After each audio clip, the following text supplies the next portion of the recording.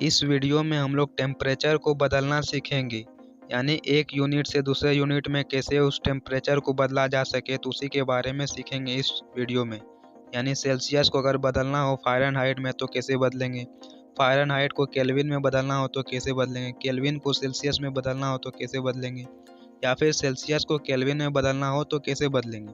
तो इन सारे सवालों का जवाब मिलेगा आपको इस वीडियो में। तो वीडियो काफ़ी इंटरेस्टिंग होने वाली है, तो वीडियो को पूरे अंत तक ज़रूर देखिएगा। तो चलिए वीडियो को स्टार्ट करते हैं। तो वीडियो में देखिए एक रिलेशन दिया गया है, फॉर्मूला, जिसको ये सारा चीज़ रिलेट करता है कि सेल्सियस को अगर हमको फ़ारेनहाइट में बदलना है तो कैसे करेंगे, फ़ारेनहाइट को र्यूमर में बदलना है तो कैसे करेंगे, र्यूमर को केल्विन में बदलना है तो उसके लिए भी फॉर्मूला है।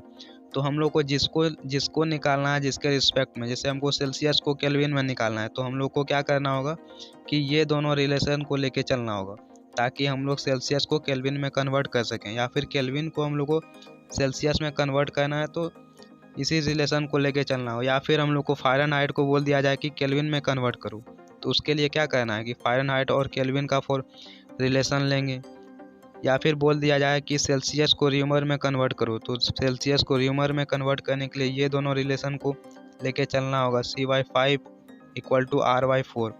तो यानी कोई भी टेम्परेचर का यूनिट में बदलना हो तो इस इक्वेशन को याद रखना है कि इस इक्वेशन का यूज करके हम लोग कोई भी टेम्परेचर को बदल सकते हैं। यानी सेल्सियस को र्यूमर में बदलना हो तो उसको भी बदल सकते हैं, र्यूमर को सेल्सियस में बदलना हो तो उसे भी बदल सकते हैं, फ़ारेनहाइट को सेल्सियस में बदलना हो, कोई भी किसी में भी बदला जा सकता है। जैसे केल्विन को अगर बोल दिया जाए र्यूमर में बदलने, तो उसके लिए ये दोनों रिलेशन को देखना है। R/4 = K-273/5। तो इस तरह के बहुत ही आसानी से हम लोग कोई भी सेल्सियस को कोई भी एक यूनिट से दूसरे यूनिट में बदल सकते हैं। तो चलिए कुछ एग्जांपल लेते हैं जिसको हम लोग आज करके देखेंगे। तो यहाँ देखिए, C जो है मेरा क्या है, सेंटीग्रेड है, F मेरा फ़ारेनहाइट है, R मेरा र्यूमर है, K मेरा केल्विन है। तो इस सभी को सीखने वाले हैं कि कैसे इसको कन्वर्ट किया जा सकता है। तो इस फॉर्मूले को याद रखिएगा जिससे कि आपको ये करने में आसानी हो। तो चलिए एक एग्जांपल लेते हैं कि बोला गया है कि देखिए कैसे कन्वर्ट करने बोला 30 डिग्री सेल्सियस को फ़ारेनहाइट में कितना होगा। तो हम लोग को उस रिलेशन पता है कि CY5 = होता है F-32/9। तो यहाँ हमारा C दिया है, C मेरा क्या दिया है, C के जगह पर 30 दिया है, तो C के जगह पर 30 दिया है, तो 5 से 30 को काट देंगे तो 6 हो जाएगा। 6 = F-32/9।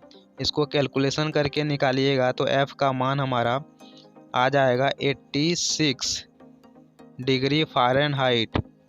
यानी 30 डिग्री सेल्सियस को अगर हमको फ़ारेनहाइट में बदलना है तो उसका मान 30 डिग्री सेल्सियस में 30 डिग्री होगा, लेकिन अगर उसी को पूछ लिया जाए कि फ़ारेनहाइट में क्या होगा तो फ़ारेनहाइट में उसका मान 86 डिग्री फ़ारेनहाइट हो जाएगा। तो ये बदलना कितना आसान है आप देख ही लिए। तो चलिए दूसरा सवाल देखते हैं कि क्या होता है। तो दूसरा सवाल में देखिए बोला है कि कन्वर्ट करिए 15 डिग्री सेल्सियस को र्यूमर में, यानी सेल्सियस का मान दिया है और पूछ रहा है कि र्यूमर में इसका मान क्या होगा। तो इसके लिए रिलेशन निकालना होगा। रिलेशन हम लोग को पता है कि क्या है, CY5 = R/4, ये रिलेशन पता है। तो C मेरा यहाँ दिया है 15, यानी सेल्सियस मेरा 15 डिग्री सेल्सियस दिया है, तो यहाँ C का मान हम लोग 15 रखेंगे। तो इसको डिवाइड करेंगे तो 3 आ गया, और 4 से मल्टीप्लाई करेंगे तो R का मान हम लोग 12 आ गया। यानी 15 डिग्री सेल्सियस का मान र्यूमर में कितना हो गया, तो र्यूमर में इसका हो गया 12। तो इसी तरह बहुत सारे सवाल कर सकते हैं। अगर कोई दूसरा भी सवाल पूछ ले तो उसको भी कर सकते हैं। जैसे देखिए पूछा है इसमें कि कन्वर्ट करिए 373 केल्विन को सेंटीग्रेड में। तो इसका रिलेशन तो हम लोग को पता है कि CY5 = होता है K-273/5। तो 5 से 5 कट गया, तो K का मान दिया है 373, तो 373 में 273 गया तो बचा कितना, 100। तो मेरा C कितना आ गया, 100 डिग्री सेंटीग्रेड। यानी 373 केल्विन को अगर सेल्सियस में पूछ लिया जाए तो उसका मान हो जाता है 100 डिग्री सेल्सियस। यानी इस फॉर्मूले का उपयोग करके हम लोग कोई भी कन्वर्ट कर सकते हैं कोई भी यूनिट में, जैसे केल्विन को सेल्सियस में, सेल्सियस को केल्विन में, या फिर फ़ारेनहाइट को सेल्सियस में, फ़ारेनहाइट को फिर ह्यूमर में। चाहे जिस यूनिट में पूछ लिया जाए, अगर एक यूनिट दिया है तो उससे हम लोग हर एक तरह तरह के यूनिट में उसको बदल सकते हैं।